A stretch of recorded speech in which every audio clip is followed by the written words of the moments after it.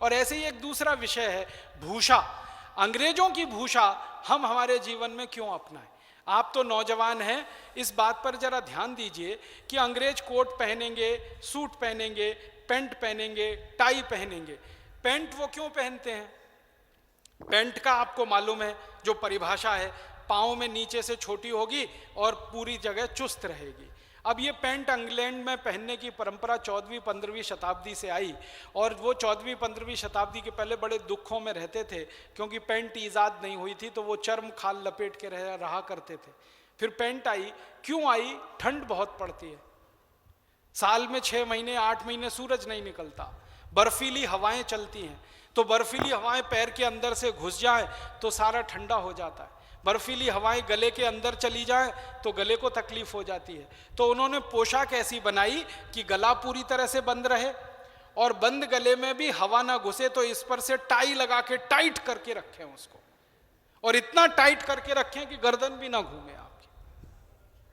तो उन्होंने अपनी परंपरा लाई, और यूरोप में एक बड़ी पुरानी परंपरा है टाई लगाने की, और वो आई इसलिए मैंने इस पर थोड़ा खोज किया, पुराने उनके दस्तावेज देखे हैं, तो मुझे इतनी हंसी आती है कहने में कि बहुत ज़्यादा ठंड होती है ना, तो सर्दी जुकाम बहुत होता है, तो नाक बहती रहती है हमेशा।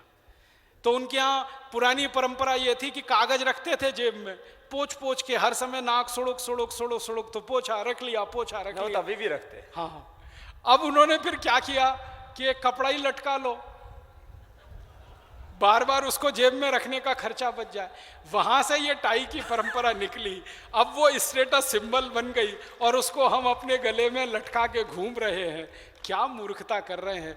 यहाँ गर्मी बहुत है, गर्मी वाले देश के कपड़े खुले होने चाहिए, गला खुला होना चाहिए, पाँव खुला होना चाहिए, पाँव खुला रहे, गला खुला रहे, इसलिए हमारे यहाँ इस तरह के वस्त्रों की परंपरा रही है। हम लुंगी पहनते हैं, धोती पहनते हैं, कभी भी हवा आपके अंदर जा सकती है और कभी भी जा सकती है कि नहीं। अब आपने पैंट चढ़ा ली और ऊपर से टाइट जीन्स चढ़ा ली, वो चढ़ती भी नहीं है, तो जमीन पर लेट जाते हैं, 45 डिग्री पे पैर उठा के फिर खींच खींच के चढ़ाते हैं, और उतारते हैं तो फिर खींच खींच के ही उतारनी पड़ती है, और अंदर का बहुत कुछ उतर जाता है उसके साथ में। ये कहाँ आप फंस गए हैं इस चक्कर में। हटाइए इसको अपने जीवन से, ये अंग्रेजी भूषा का मोह छोड़िए। टाई नीचे पैंट, फिर टाई और कोट भी तो पहनते हैं फिर गर्मी में, और गर्मी में कोट, 45-47 डिग्री तापमान। और मुझे इतनी तकलीफ होती है ये देखकर कि दूल्हे राजा घोड़ी पे चढ़ के बैठे हैं, 3 पीस सूट चढ़ाए हुए, गर्मी में 45 डिग्री 50 डिग्री में। कहाँ जा रहे हैं जी? शादी कराने जा रहे हैं। मूर्खाधिपति दिखाई देता है वो, मूर्खों का भी अधिपति। 3 पीस सूट और टाई और घोड़े पे चढ़ के। आपको मालूम है घोड़े पर चढ़कर बैठने की ये पोशाक नहीं है टाई सूट। घोड़े पर चढ़कर बैठने की पोशाक तो धोती है, जो पीछे लांग लगाकर बांधी जाती है ना, उससे आप घोड़े पे चढ़कर बैठ सकते हैं, क्योंकि दोनों पांव आपके स्वतंत्र रहते हैं। आप मराठी स्टाइल की धोती पहनना जानते हैं ना, वो घोड़े पे चढ़कर बैठने की पोशाक है। ये 3 पीस सूट और टाई नहीं है। कई बार पैंट फट जाती है पीछे से क्योंकि टाइट होती है, और घोड़े पर चढ़ने के लिए ज्यादा लंबी दूरी तक पाँव को आगे लाके डालना पड़ता है। तो आप ये सूट, पैंट, टाई, कोट और ये गरम कोट और काला कोट, ये सब हटाइए। टाई से आंखों की बीमारी भी होती है, जो ग्लूकोमा की प्रॉब्लम बढ़ रही है, इसमें बहुत बड़ा कारण जो है टाई है। और टाइट जो कपड़े पहनते, पैंट, टाइट पैंट और ये सब, इससे नपुंसकता, इनफर्टिलिटी और सेक्सुअल डिसऑर्डर्स पैदा होते हैं। ये तो साइंटिफिकली प्रूव हो चुका है। अब आप टाई बांधते हैं ना, तो यहाँ जो आपकी नसें हैं, जो खून का प्रवाह करने के लिए भगवान ने आपको दे रखी हैं, वो भी बंद हो जाती है ना। और बचपन से आपके बच्चों को टाई बांध बांध के स्कूलों में भेजते रहते, क्या आप उनके ऊपर अत्याचार कर रहे हैं। उनका गला खुला रहने दीजिए, उनके पाँव भी खुले रहने दीजिए। तो बच्चों की पोशाक अपने घर में ये टाई, 3 पीस सूट और पैंट की हटाइए, और अपने जीवन में भी कभी इस पोशाक का इस्तेमाल मत करिए। और मैं तो अगर आपसे ये निवेदन करूंगा कि अगर आप वकालत के पेशे में हैं, वकील हैं, तो अपनी वकालत के काम करने वाले लोगों को प्रेरित करिए कि ये काला कोट जल्दी से जल्दी हटाएं। ये अंग्रेजों की परंपरा का है। आपको मालूम है इंग्लैंड में काला कोट पहन के वो न्यायाधीश बैठा करते थे, ऊपर से चोगा लगाते थे और चोगे के ऊपर वो टोपा लगाते थे। हाँ देखा है ना, वो वो सब नकली विग वाला, वही हमारे हिंदुस्तान में आ गया। अब अंग्रेज चले गए, उनको गए हुए 62 साल हो गए हैं, अब हम वो काला कोट क्यों पहने? और आपको एक जानकारी दूं, बड़ी बड़ी रोचक जानकारी है कि वो जो चोगा पहनते थे ना, लंबा लंबा ढीला ढीला, उसमें जेब पीछे रहती थी, पीछे जेब पीठ की तरफ।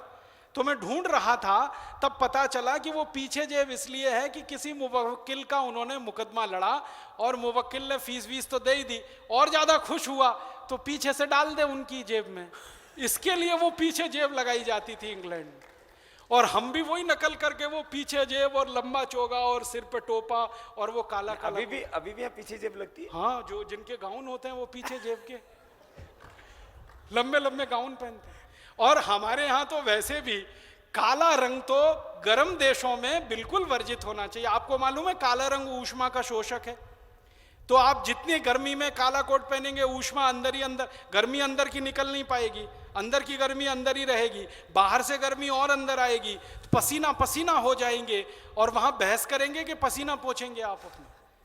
और नीचे की अदालतों में तो बहस होती है तो पसीना पसीना तर हो जाता है, फिर कोर्ट पर वो पसीना गिरता है तो सफेद सफेद हो जाता है, और महीनों महीनों आप उसको धो नहीं सकते हैं, और उसमें इतनी बदबू आती है कि कोई पास खड़ा हो जाए तो वो परेशान हो जाए। ऐसे क्या आप जो है इस गुलामी को ढो रहे हैं? हटाइए। तो ये कहाँ से हटेगा? बार काउंसिल को आप निवेदन करिए। आप जानते हैं इस देश में एक बार काउंसिल है, उसको निवेदन करिए कि ये काले कोट को हटाने की बात बहुत पहले तय हो चुकी है। एक बार नहीं, 2 बार नहीं, 3 बार नहीं, 4 बार नहीं, बार बार तय हो चुकी है। बार काउंसिल तय कर चुकी है, बस अभी हटा रहे हैं, अभी हटा रहे हैं, अभी हटा रहे हैं, अभी हटा रहे हैं, और वो आती नहीं निर्णय में।